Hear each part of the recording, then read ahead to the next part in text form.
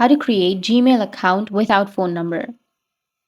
So if you want to create a Gmail account without phone number, then what you need to do is you just need to simply go with the Gmail sign-in page or the Google account sign-in page.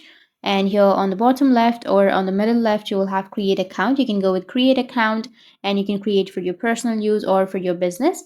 So just go with the sign up page. And here you need to enter the first and last name.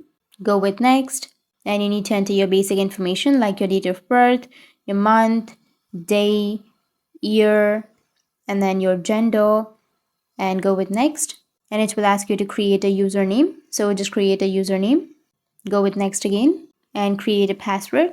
So once you created your password, then you can go with next and your account will be created. And once your account is created, then you can use your email address and your password to log into your account. It won't ask you for the phone number.